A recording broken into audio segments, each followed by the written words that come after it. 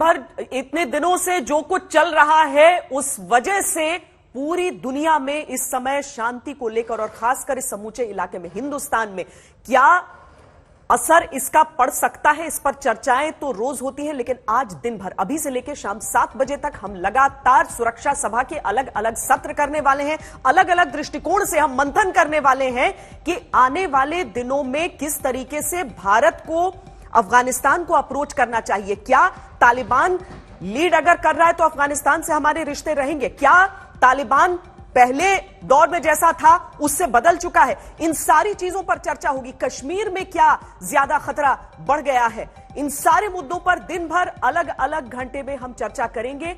अफगानिस्तान में आतंक और तालिबान को सत्ता क्या भारत करेगा, क्या करेगी दुनिया? ये ऐसे मुद्दे और सवाल हैं जिनसे हर देश जूझ रहा है आज तक, पर हम इसीलिए आपको सुरक्षा सभा दिखा रहे हैं। राजनीति, कूटनीति, विदेश नीति, सैन्य नीति, सबके जानकारों के साथ हमारी यह चर्चा चलेगी। लेकिन अभी जो चर्चा हम करने जा रहे हैं वो उस स्थिति पर है जिसमें तालिबान ने 31 तारीख की जो एक मियाद दे दी थी उसके सामने नतमस्तक यूएसए भी नजर आता है। लेकिन ऐसे में भविष्य कैसा नजर आ रहा है, पहले आपको सुनाते हैं कि तालिबान और अमेरिका की तरफ से बयान क्या क्या है।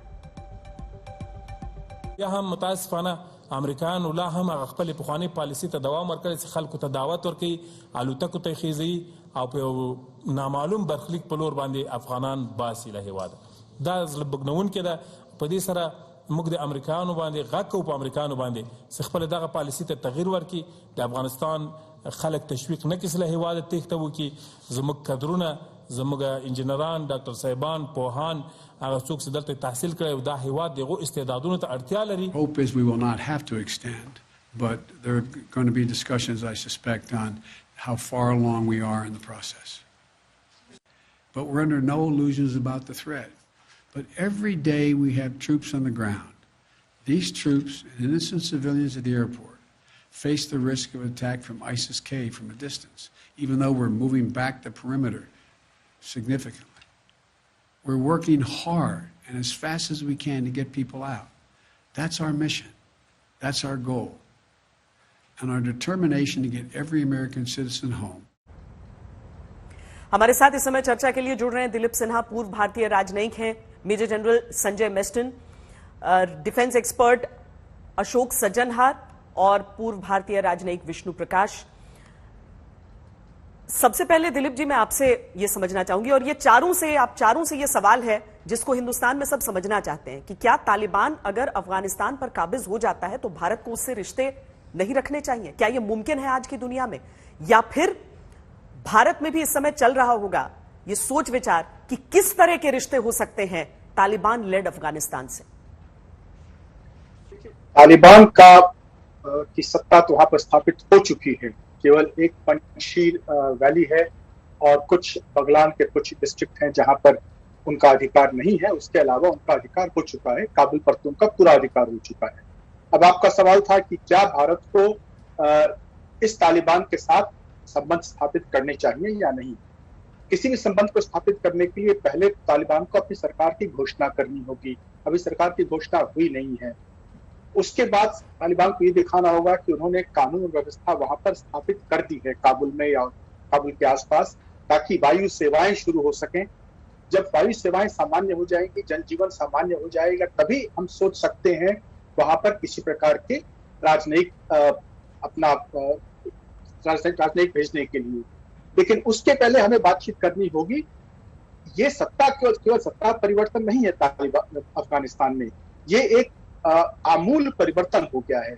हमें देखना होगा कि जो हमारे द्विपक्षीय समझौते हुए हैं, करीब 12, 13, 15 ऐसे समझौते हैं, MOU साइन हुए थे, क्या तालिबान उनका पालन करना चाहता है?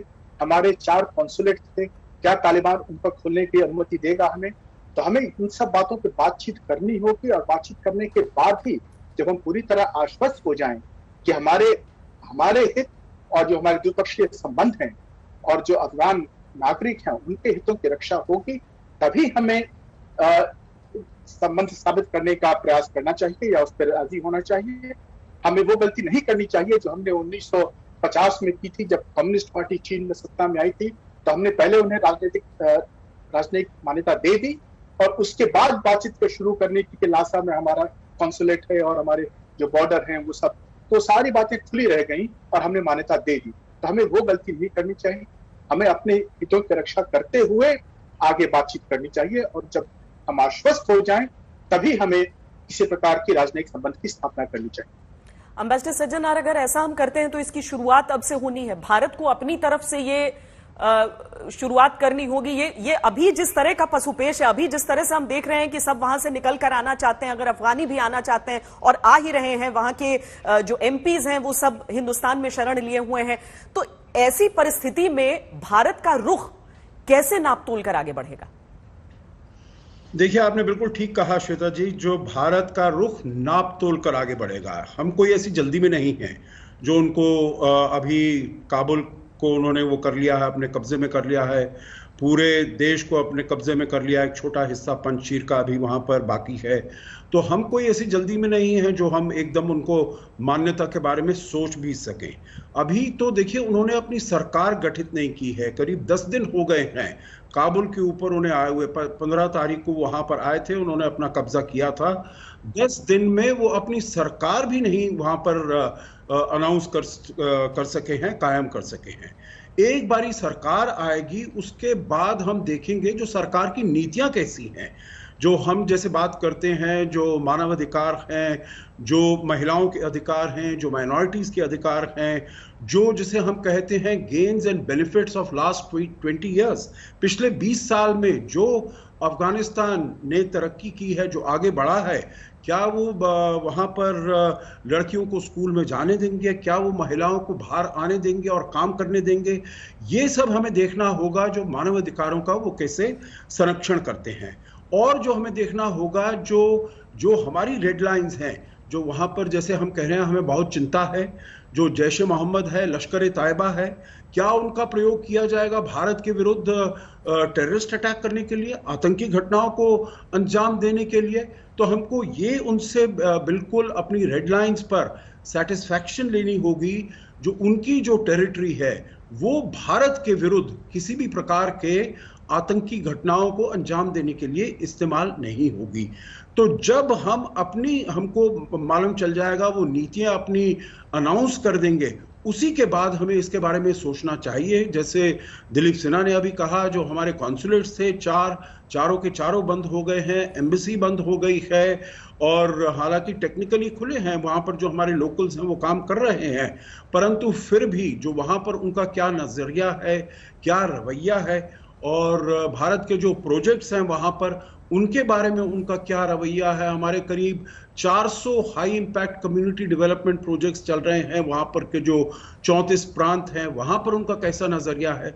तो ये सब हमको पहले जानना होगा, उसके बाद ही हम कुछ ऐसा निर्णय कर सकते हैं। और आखिरी बात मैं इसमें यह कहूंगा श्वेता जी, जो हमको और जो डेमोक्रेटिक वर्ल्ड है उसके साथ भी हमें बातचीत करनी होगी, देखना होगा उनका कैसा रुख है, कैसा नजरिया है। मेरे विचार से इसमें सब चीजों में इंडिपेंडेंट एक एक करके वो नहीं डिसीजन लेना चाहिए।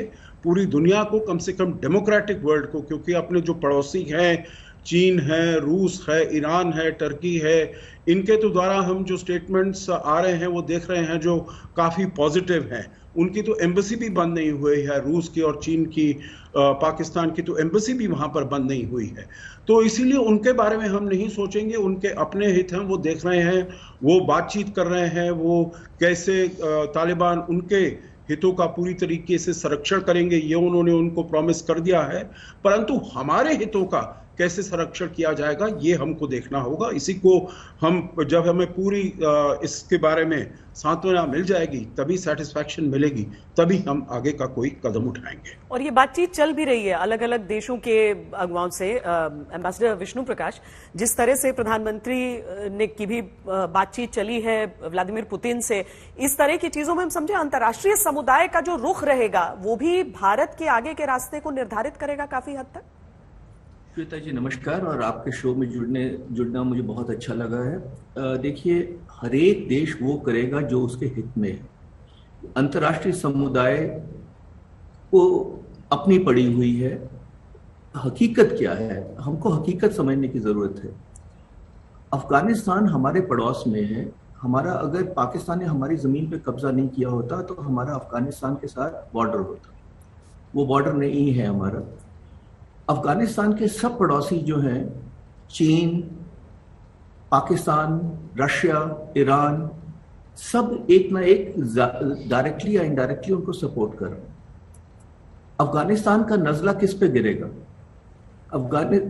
तालिबान का नज़ला किस पे गिरेगा? तालिबान को सबसे पहले किसके अगेंस्ट यूज किया जाएगा? वो भारत के अगेंस्ट यूज किया जाएगा। तो और हमने ये देख लिया है कि अमेरिका तो छोड़ के चला गया है, यूरोपीय देश अब बड़ी बड़ी बातें करते हैं, धमकियां देते हैं और कुछ नहीं कर रहे हैं। हमने पहले तालिबान से कभी बातचीत नहीं की थी क्योंकि उनका जो आउटलुक है वो बड़ा प्रिमिटिव है, कट्टरपंथी लोग हैं। और जिस तरह से मानव अधिकार की बात तो छोड़ दीजिए, मैं तो मानवता की बात कर रहा हूँ, मानवता के भी खिलाफ थे उनका रवैया। तो हमने बात नहीं की और बिल्कुल ठीक किया। अब हालात क्या है? वो सत्ता में हैं और वो कुछ साल तो रहेंगे क्योंकि मुझे लगता नहीं है कि इतनी जल्दी कहीं से कहीं जाएंगे। तो हमको वो करना है जो हमारे हित में है। किसी ज़माने में हम रेड लाइंस की बात करते थे, हमारे जो डेवलपमेंट प्रोजेक्ट्स की बात करते थे।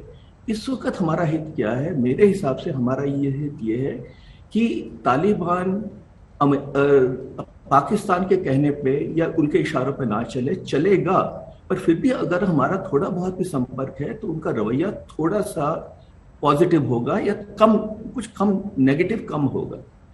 तो तालिबान पूरा बदल जाए ऐसा लगता नहीं है, महिलाओं को पूरे अधिकार मिल जाए ऐसा लगता नहीं है। अगर तालिबान थोड़ा बहुत भी बदल जाता है और वो जैसे जुल्म करता था वो नहीं करता है और हम किसी तरह उनसे बातचीत कर सकते हैं ना। बातचीत करने का श्वेता जी क्या मतलब होता है? हमको उनको मान्यता नहीं दे रहे हैं, हमको प्रोत्साहन नहीं दे रहे हैं। हम ये कह रहे हैं कि देखिए आप सत्ता में हैं और हम ये मानते हैं, तो अब ऐसा करें कि आप हमारे हित के अगेंस्ट काम ना करें, हम आपके हित के अगेंस्ट काम ना करें। तो ये एक मिनिमम होगा जिससे शुरुआत होगी, और एक बार शुरुआत होगी तो धीरे धीरे अगर बात बनती है तो आगे बढ़ेगी। पर अगर हम ये कहें कि साहब आप ये हमारी लिस्ट है, लॉन्ड्री लिस्ट है, आप ये कुछ करिए, उसके बाद हम बात करेंगे, तो बहुत देर हो जाएगी। मैं ये नहीं कह रहा हूं कि हम जल्दी करेंगे, मैं ये नहीं कह रहा हूं कि हम कल बात करें, टाइम लगेगा। कौन ताकत में है, कौन इफेक्टिव कंट्रोल में है, इसका पता लगेगा। पाकिस्तान के प्लान क्या है पता लगेगा, पर हमको कैलिब्रेट करना पड़ेगा। हम आइडियल सिचुएशन नहीं है और हम आइडियल रिस्पॉन्स भी नहीं देख सकते हैं।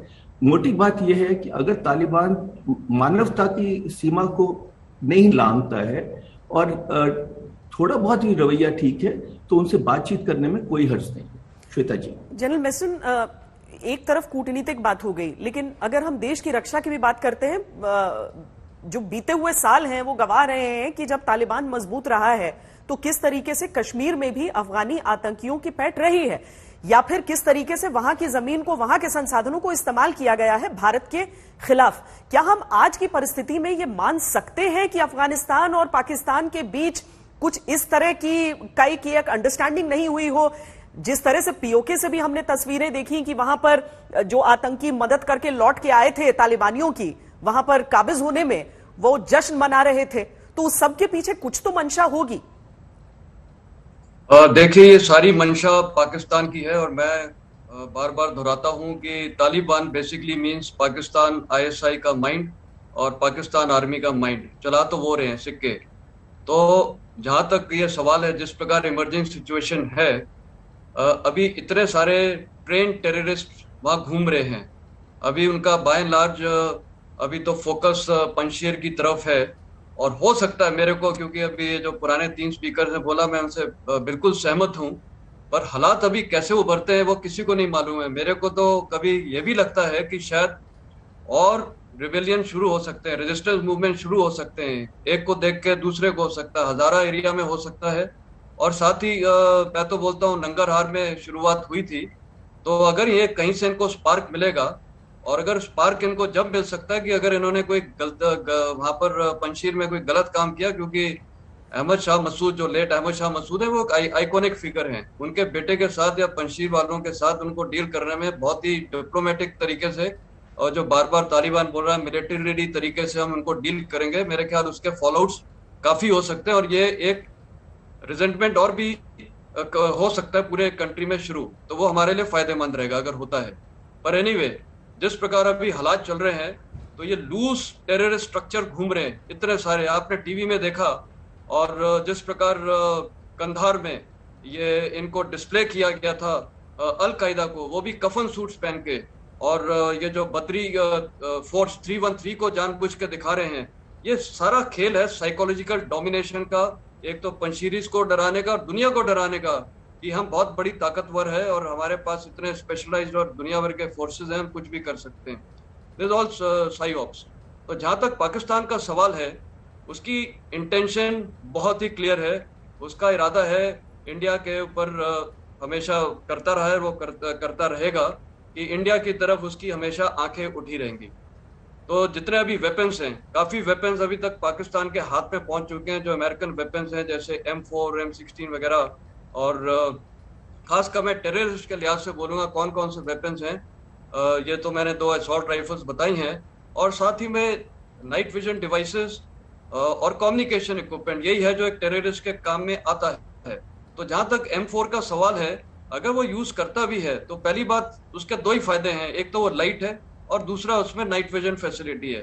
और जहां तक हमारे पास सवाल है, हमारे पास भी AK-47 अमूमन तब इन्फेंट्री बटालियंस के पास है और स्पेशल फोर्सेस के पास M4 भी है, उनके पास थोड़ी स्नाइपर राइफल भी आ गई तो वो हमारे पास भी है। तो थोड़ा सा उनको इन्फिल्ट्रेशन में रात में ये चीजें मदद कर सकती है, पर बाकी इससे ज्यादा मेरे को कोई ऐसा नहीं लगता है कि प्रॉब्लम होगा, कि हमारा भी सर्वेलेंस और सब ग्रिड बहुत अच्छा है, तो Indian army will be able to deal बड़े effectively with the Pakistani design. I would not say Taliban design, Pakistan design.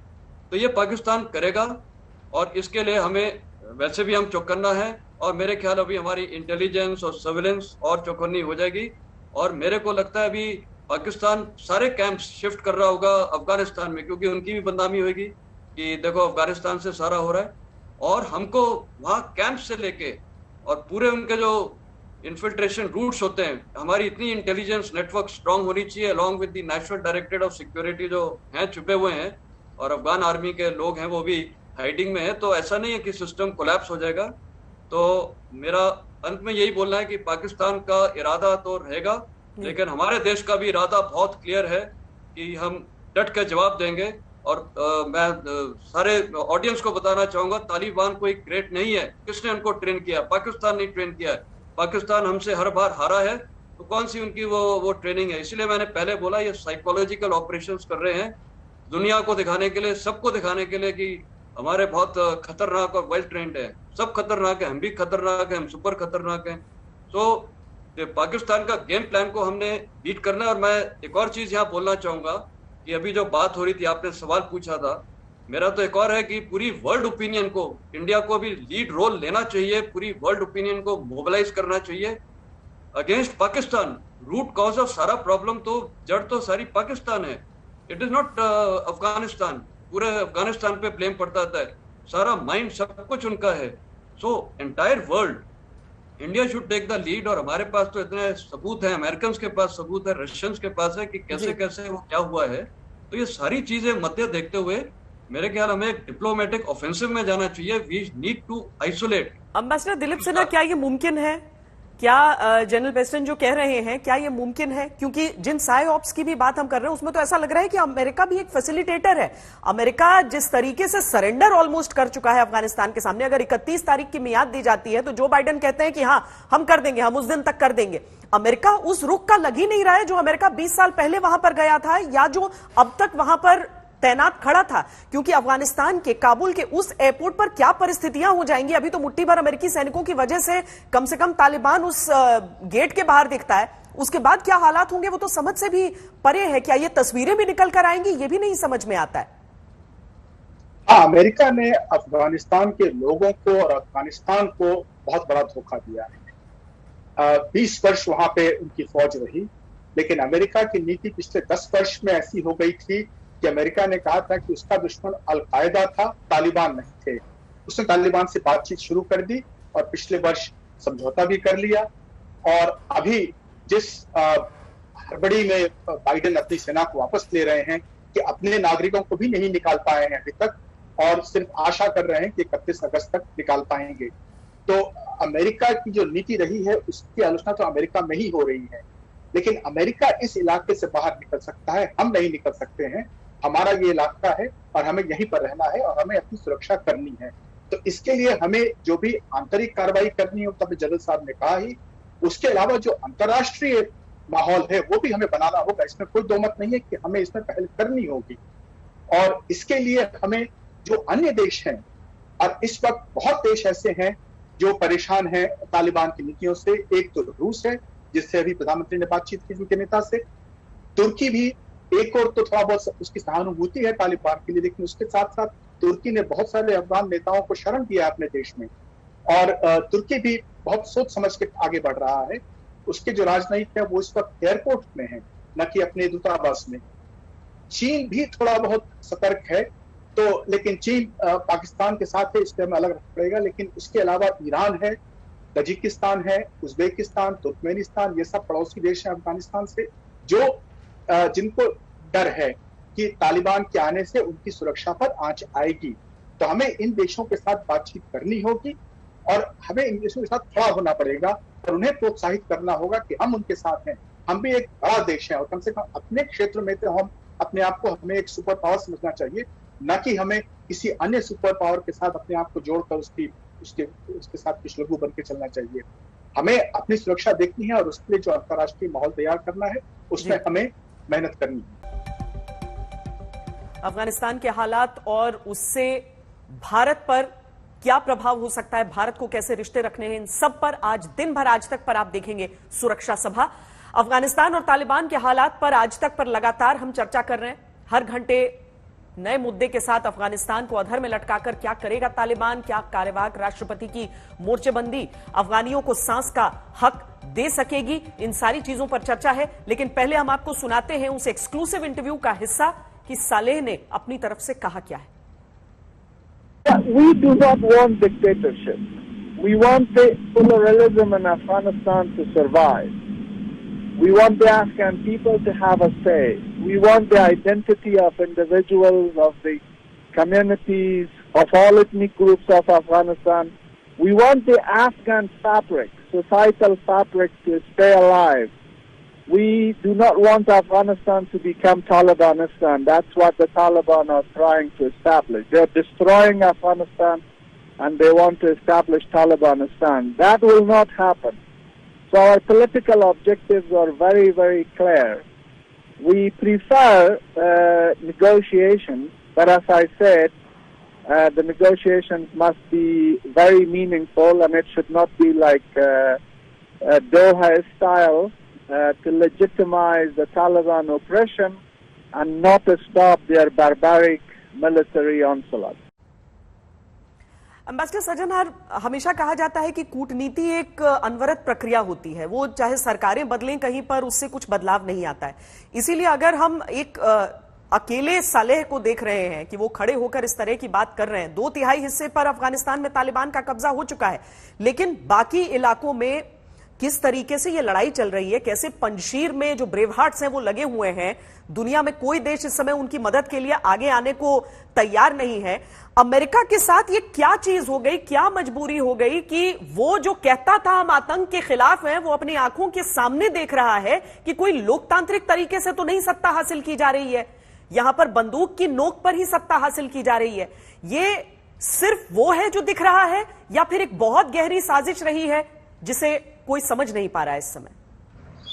देखिए, मेरे ख्याल से जो दिख रहा है वो भी उसमें रियलिटी है और साजिश भी है। देखिए, पहले अगर देखा जाए फरवरी 2020 का, तो उसमें क्यों डोनाल्ड ट्रंप ने ये समझौता किया? उनके सामने एक पॉलिटिकल कंपल्शन था, उनके सामने अपना इलेक्टोरल कंपल्शन था। देखिए, अभी जो हमारे साथी बोल रहे थे, जो हमें पूरी दुनिया में बताना चाहिए जो पाकिस्तान वहां पर कर रहा है, देखिए ऐसी बात नहीं है जो पाकिस्तान को ये पूरी दुनिया को मालूम नहीं है जो पाकिस्तान की क्या हरकतें हैं। श्वेता जी, मैं आपको याद दिलाऊंगा 1 जनवरी 2018 का डोनाल्ड ट्रंप का वो ट्वीट, जिसमें उन्होंने कहा था जो पाकिस्तान उन्हीं आतंकियों को शरण दे रहा है जिसकी हमें जरूरत है, और हम उसे पैसा दिए जा रहे हैं $34 बिलियन हमने उसको पैसा दिया है और वो फिर भी उन्हीं आतंकियों को शरण दे रहा है, उन्हीं को सेफ हेवन्स दे रहा है, ट्रेन कर रहा है। तो देखिए, अमेरिका को भी पता था और पूरी दुनिया को भी पता है, पर क्यों नहीं कर रहे हैं?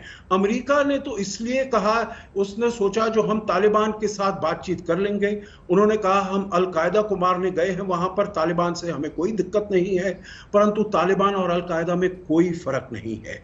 तो इसीलिए अगर वो उन्होंने ये निर्णय किया, अमेरिका ने निर्णय किया, जो हम पाकिस्तान का जो उनका जो सपोर्ट है वो बाय कर लेंगे पैसा देकर, और जितना वो पैसा देते गए उतना ही पाकिस्तान की जो डिमांड्स थी वो और बढ़ती गई। और इसीलिए ये कहना जो दुनिया को पता नहीं है, जो भारत ने हर फोरम पर, प्रधानमंत्री मोदी ने, विदेश मंत्री ने, सब फोरम पर कहा है, अफगानिस्तान के जो राष्ट्रपति हैं और अभी जो फर्स्ट वाइस प्रेसिडेंट और आज अभी जो केयर टेकर प्रेसिडेंट हैं, उन्होंने इतने शब्दों में कहा है जो पाकिस्तान ने ये सब किया है, पर कोई देश पाकिस्तान के ऊपर उंगली नहीं उठाता है क्योंकि सबके अपने हित हैं। चीन चाहता है जो उसका शिनजियांग जो रीजन है उसमें विगुर मुसलमानों के विरुद्ध जो वो जेनोसाइड कर रहा है, उनके विरुद्ध जो अत्याचार कर रहा है, जो अफगानिस्तान से वहां पर वो कोई नहीं आए। रूस चाहता है जो आईसिस और अलकायदा सेंट्रल एशिया में नहीं आए। ईरान चाहता है जो शिया हजारा माइनॉरिटी है उसके विरुद्ध ये तालिबान एक्शन ले। तो देखिए, हर एक देशों का अपना हित है, इसीलिए वो पाकिस्तान को इस्तेमाल कर रहे हैं और ना कि पाकिस्तान के ऊपर उंगलियां उठा रहे हैं। तो इसीलिए आपने जो कहा जो ये वहां पर कुछ और होगा, मैं तो समझता हूं जो ये रेजिस्टेंस तो आता रहेगा, रेजिस्टेंस तो बनता रहेगा। पंजशीर में तो जो हो रहा है वो बहुत अच्छी बात है। उन्होंने, तालिबान ने 4 घंटे की मोहलत दी थी, यहां पर 44 घंटे से ऊपर हो गए हैं, अभी तक तालिबान कुछ नहीं कर पाया है। और तालिबान का जो आपने इंटरव्यू दिखाया उसमें अगर उसका बॉडी लैंग्वेज देखिए अमरुल्लाह साले का, उनमें जो स्टेटमेंट्स देखिए बिल्कुल डायरेक्ट है। तो ऐसा प्रतीत होता है जो वो वहां पर डटे रहेंगे, उनके जो सैनिक हैं, उनके जो फाइटर्स हैं डटे रहेंगे। हालांकि उनके लिए चुनौतियां भी बहुत है, मैं ये भी मानूंगा, क्योंकि वो बिल्कुल एकदम सराउंडेड हैं चारों तरफ से, तालिबान से, अफगानिस्तान से। पहले जब था नॉर्दर्न अलायंस, उनकी सहायता करने के लिए भारत था, रूस था, ईरान था। इस बारी वो अकेले वहां पर पड़ गए हैं, तो इसीलिए उनके लिए चुनौतियां होंगी। सप्लाई अलायंस को कैसे वो पूरे तरीके से चालू रखें, जारी रखें, उनके पास फ्यूल की भी, एनर्जी की भी कमी होगी। तो चुनौतियां हैं, परंतु मेरे ख्याल से इससे और जो रेजिस्टेंस है वो बल मिलेगा। देखिए, आपको याद होगा 19 तारीख को कैसे नेशनल फ्लैग को अपनी आइडेंटिटी बनाकर ईरान की वहां पर महिलाओं ने प्रदर्शन किए थे। और मेरे विचार से ये जो स्टैंड लिया है अमरुल्लाह साले ने और अहमद मसूद ने, ये यकीनन औरों को भी ऐसा बल देगा और उनको भी इंस्पायर करेगा, उनको भी प्रेरणा देगा जो वो तालिबान के विरुद्ध खड़े हों। तो तालिबान जो बता रहा है जो वो एकदम इनविंसिबल है, वो ऐसी इमेज को आगे नहीं ले जा पाएंगे। तो मैं समझता हूं जो आगे के दिन जो हैं तालिबान के लिए वो मुश्किल होने वाले हैं। एम्बेसडर विष्णु प्रकाश, एक नैरेटिव की भी जंग चल रही है, क्योंकि पिछला जो तालिबान था उसके पास ऐसा कोई नहीं था जो उसकी एक इमेज प्रोजेक्ट करना चाहता और करता दुनिया में। इस समय तालिबान अपनी एक इमेज प्रोजेक्ट करना चाहता है, आतंकियों को ही सही उसने मंत्री पद अपने एक तरह से प्रोजेक्टेड सरकार में दे दिए हैं। दूसरी तरफ एक नैरेटिव बिल्डिंग अमेरिका चाह रहा है, जिसके विमान से गिरते हुए लोग देखे गए तो उसने सिर्फ अपने सोल्जर्स को, बच्चों के साथ तस्वीरें कि किस तरीके से वो बच्चों को ले रहे हैं, बच्चों को उठा रहे हैं, बच्चों की मदद कर रहे हैं, महिलाओं की मदद कर रहे हैं, ये कर रहा है। पूरी दुनिया क्या सिर्फ इस नैरेटिव की जंग में लगी रहेगी? क्या तालिबान के इस नैरेटिव के थ्रू दुनिया के बाकी देश देख सकते हैं या नहीं, या देखना ही नहीं चाहते हैं? पिताजी, देखना ही नहीं चाहते, कड़वा सच है, पर सच ये है कि हरेक अपनी स्वार्थ में लगा हुआ है, हरेक वो नैरेटिव पेश कर रहा है जो जिससे उनका काम चले। मैं इसका बिल्कुल जवाब दूंगा क्योंकि ये बड़ा अहम सवाल है, पर 2 छोटी छोटी टिप्पणियां पहले करना चाहता हूं। जो पाकिस्तान की बात है, उन्होंने दूसरों को इस्तेमाल किया है, दूसरों का काम किया है, पर दोनों तरफा बात की है। और हामिद गुल ने तो यहां तक कह दिया था कि जब इतिहास लिखा जाएगा तो ये समझा जाएगा कि पाकिस्तान ने अमेरिका की मदद से अमेरिका को हराया है, यहां तक कहा है, क्योंकि उन्होंने अमेरिका से पैसा लेके और तालिबान को दिया, दोनों तरफ का खेल खेला। वो माहिर है इस खेल खेलने में, किसी को आश्वासन देने में, किसी को कुछ करने में। तो ये पाकिस्तान का किरदार है। जहां तक अमेरिका की आप पूछ रही थी पहले कि अमेरिका ने ये ऐसा क्यों किया, अमेरिका के पास ताकत है, अमेरिका के पास क्षमता है, पर अमेरिका के पास जो नहीं है वो इच्छा शक्ति नहीं। उनकी इच्छा शक्ति खत्म हो गई है, क्योंकि 20 साल रहने के बाद उन्होंने देख लिया है कि जो वो सोच के गए थे उसमें कुछ नहीं होने वाला, तो वो निकलने की फिराक में थे। अब जो नैरेटिव है वो ही सब कुछ है, क्योंकि जो आप एक नैरेटिव क्या चीज है, पैकेजिंग है। आपका कोई भी प्रोडक्ट है उसको आप किस तरह पैकेज करती हैं उस पर डिपेंड करता है। अब कभी आपने देखा है, आप इतनी सालों से जर्नलिस्ट रही हैं, और हमने कभी देखा है कि टारमैक पे आर्मी का जहाज है, 100 की तादाद में लोग हैं और जहाज चल पड़े? कभी देखा गया है? इसलिए चल पड़ा कि ये अफगानिस्तान था। किसी अगर पश्चिमी देश में होता तो कभी ना होता। तो अब ये करने के बाद और जिस तरह से दृश्य आए हैं वो देखने के बाद लोगों में बड़ी बगावत है, गुस्सा है। तो ये अब दिखाया जाएगा कि हम ये कर रहे हैं, हम वो कर रहे हैं। G7 क्या कर रहा है? बातें कर रहा है, पर ये चलता रहेगा। मुझे इसमें ज्यादा कोई तथ्य लगता नहीं है।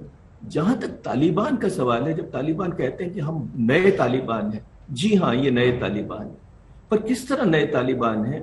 वो ये है कि 20 साल ये बाहर रह के, 20 साल इन्होंने पाकिस्तान में शरण लेके, पाकिस्तान ने जो इनके साथ खेल भी खेले हैं, मुल्ला बरादर को 8 साल जेल में रखा है, मुल्ला अखुंदजादा जो इनके सुप्रीम लीडर हैं वो समझे जाते हैं कि वो शायद पाकिस्तान की कैद में है। तो बहुत कुछ देखने वाला है अभी।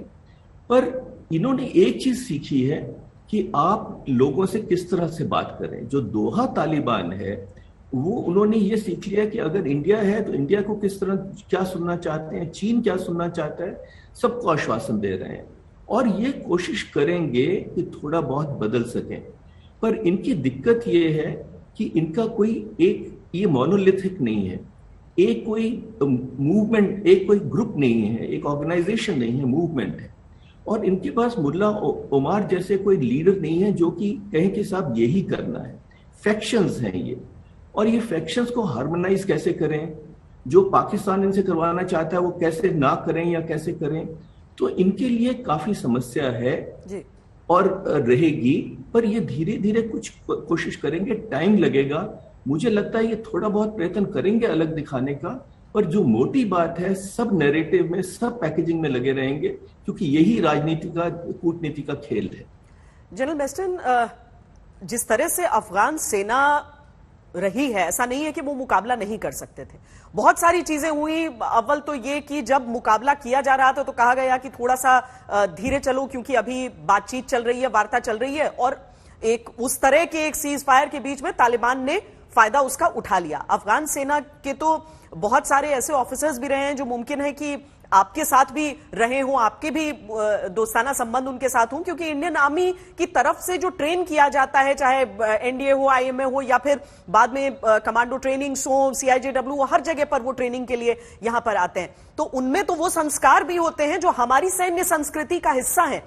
इसीलिए आज की तारीख में अगर आपकी भी बातचीत होती है वहां पर किसी से, किसी पुराने अपने साथी से, वो क्या महसूस कर रहे हैं इस समय?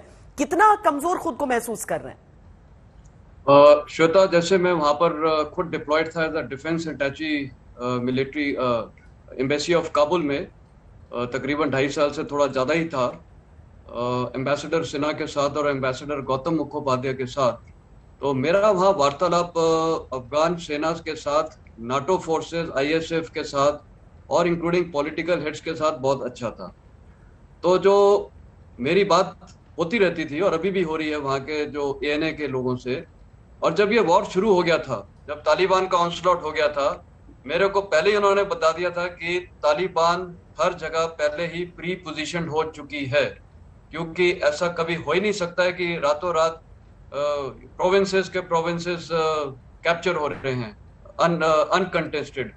तो तालिबान ऑलरेडी प्लेस्ड, और ये पाकिस्तान का, और हो सकता है अमेरिका भी का भी कोई इनहेरेंट रोल हो सकता है, क्योंकि एक साजिश हो सकती है, पर ये वहां पर प्लेस में थे। नंबर 1।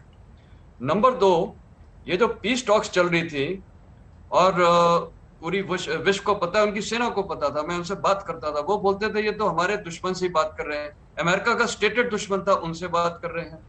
तो वो फिर सोल्जर्स को और सेना को बहुत कॉन्फ्लिक्ट होता है, क्योंकि पॉलिटिकल लीडरशिप वहां जारी है, अमेरिकन के साथ जारी है, बातचीत कर रही है, तो सेना बहुत कंफ्यूज होती है। तो पॉलिटिकल डायरेक्शंस बिल्कुल ही कमजोर थे, उनको मिल ही नहीं रहे थे, मतलब दुश्मन से ही बातचीत और दुश्मन के साथ ही लड़ो, ये कंफ्यूजन था उनके माइंड में। और ये मैं आपको बता रहा हूँ, तकरीबन 1.5 महीने पहले जब मेरी बातचीत होती थी उनकी जो सेना के ऑफिसर्स थे। तीसरा था, सबसे बड़ा रिजेंटमेंट ये था, लीडरशिप का तो था ही, उनकी मिलिट्री की लीडरशिप का था, क्योंकि ये आर्मी एक्चुअली आपको पता है कि 2003 में जब ये अफगान नेशनल आर्मी का फाउंडेशन ले किया गया था ISF द्वारा, उससे पहले एक्चुअली इनकी कोई फॉर्मल मिलिट्री ट्रेनिंग वगैरह कुछ थी नहीं, वो जितने भी थे वो अर्स्टवाइल जिहादीज मुजाहिद थे। तो वो जो अर्स्टवाइल मुजाहिद और जिहादीज थे वो टॉप लीडरशिप पे थे, थोड़े से छोड़ के 90% मैंने देखा था वो जिहादीज ही थे, और वो मिनिस्ट्री ऑफ डिफेंस में बैठे रहते थे। तो उनकी एक लीडरशिप का जो एक वो होता है, ट्रुप्स के साथ इन्वॉल्व होना, वो काफी हद तक लैकिंग था। बल्कि मैं तो बोलना चाहूंगा, मैंने तो एक ही वहां ऐसा लीडर देखा था जो क्या नाम है, उनके डिफेंस मिनिस्टर थे, he was extremely good.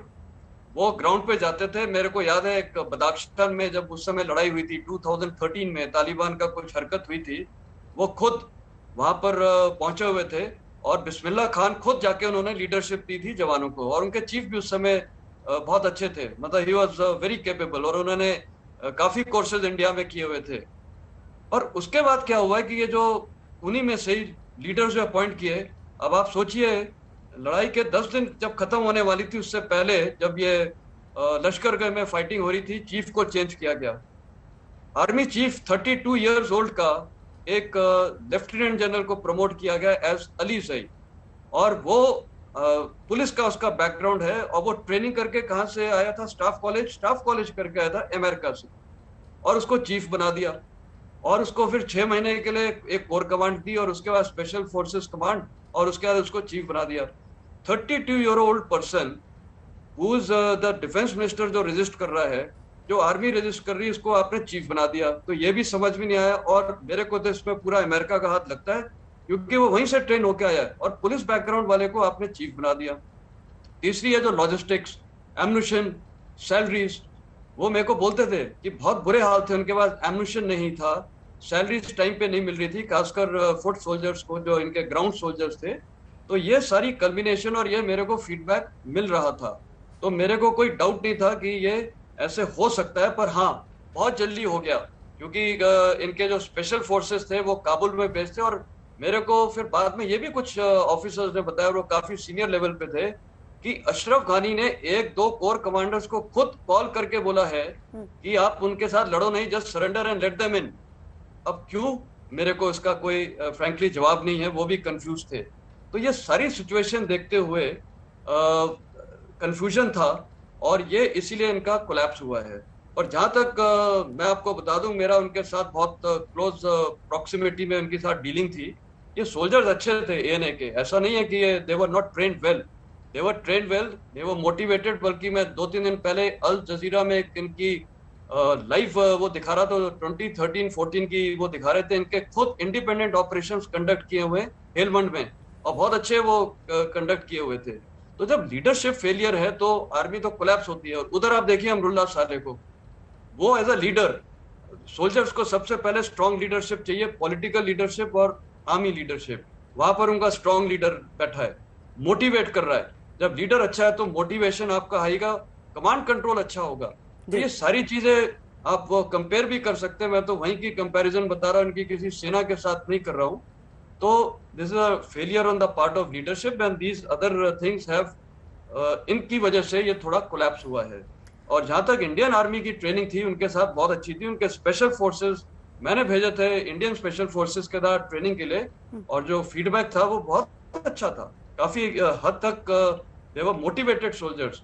But this again it's बहुत बड़ी एनालिसिस है बाद में कि क्या क्या फैक्टर्स थे, ये क्या क्या साजिश थी कि ये सडनली सब कुछ कोलैप्स हुआ है। तो ये मेरा बोलना है इसके ऊपर।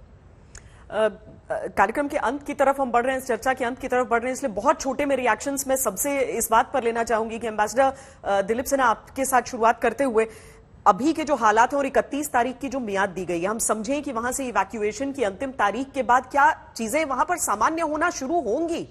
क्योंकि ये उथल पुथल किसी के लिए सही नहीं है।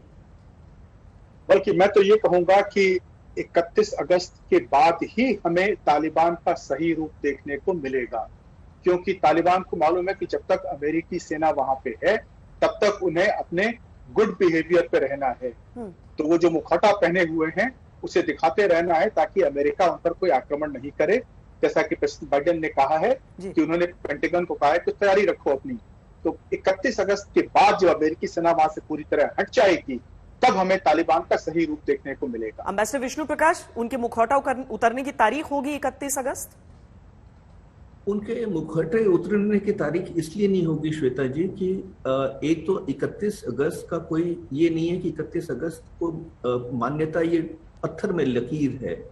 अगर इन्होंने ये भी कहा है कि कॉन्टिजेंसी प्लानिंग कर रहे हैं, गारंटी चाहिए, सेफ पैसेज की बात कर रहे हैं, एक्सपेक्टेशन की बात कर रहे हैं, तो ये अगर इनके अमरीकी लोग रह गए तब तक 31 तक, तो उनको छोड़ के आए ऐसा मुझे लगता नहीं है। तालिबान कह रहा है उसके पास और कोई चारा नहीं है, पर तालिबान ये उनको 31 को निकाल नहीं पाएगा। और आखिरली बात बहुत छोटी सी कि जो मुखौटा के लिए सोशल मीडिया है, जो 2001 में और अब का में फर्क है वो ये है सोशल मीडिया, और उसके कारण इनकी जो इनके जुर्म है छुपे नहीं रहेंगे, तो इनको बहुत प्रयत्न करना पड़ेगा। जनरल वेस्टन, पंजशीर आपको लगता है कि बचा रहेगा, उसे रेजिस्ट कर पाएंगे साले? देखिए, पंजशीर मैं खुद गया हूं और रेजिस्टेंस बहुत स्ट्रांग रहेगा क्योंकि टेरेन फेवर्स द डिफेंडर। मैं टेरेन को विस्तार से बताना नहीं चाहूंगा, वो सबको पता है, पर मैं ये भी बोलना चाहूंगा कि nothing is insurmountable for anyone, whether is a attacker और whether is a defender. But finally जो सबसे बड़ी चीज काउंट होती है, और हिस्ट्री, मिलिट्री हिस्ट्री में इतने एग्जांपल्स हैं where even a small force under a good leader, under a leader who is a loyal, he has to, वो डटा रहा है। तो ये कैसे अनफोल्ड होगा, पर मेरी जहां तक रीडिंग है, मेरे को लगता है तालिबान या पाकिस्तान ISI इसको अवॉइड करेगा यहाँ पर मिलिट्री क्लैश होने का, क्योंकि उनके लिए भी लॉस ऑफ फेस हो सकता है। दूसरा, अगर मान लिया उन्होंने जीत लिया किसी भी कारण, तो इससे बहुत इम्पैक्ट पड़ेगा वर्ल्ड में। अफगानिस्तान के अंदर ज्यादा इम्पैक्ट पड़ेगा। मेरे को लगता है फिर शायद रिजेंटमेंट की वेव्स और भी कहीं धीरे शुरू हो सकती है, क्योंकि वो बोलेंगे हमारा एक लीडर डटा हुआ था तो हम क्यों नहीं कर सकते। और तीसरी बात, अहमद शाह मसूद का जो बेटा है, उनके बेटे को, अहमद मसूद को, मेरे ख्याल वो टारगेट नहीं करना चाहेंगे, क्योंकि जो रिस्पेक्ट उनकी है वो मैंने वहां देखी है सब एथनिक कम्युनिटी से बहुत है। He is a legend, he is a iconic figure. उसके साथ अगर उन्होंने छेड़खानी की तो ये भी बहुत बड़ा फॉल आउट होगा अफगानिस्तान में। तो जैसे दोनों एम्बेसडर ने बोला, सॉरी एम्बेसडर विष्णु ने, डेडलाइन नहीं दे सकते हैं। मेरे ख्याल ये जो हालात हैं ये चेंज होते रहेंगे। तालिबान का चेहरा ईच डे नया चेहरा होता रहेगा, और इंटरनेशनल कम्युनिटी का बिहेवियर उनकी तरफ कैसा है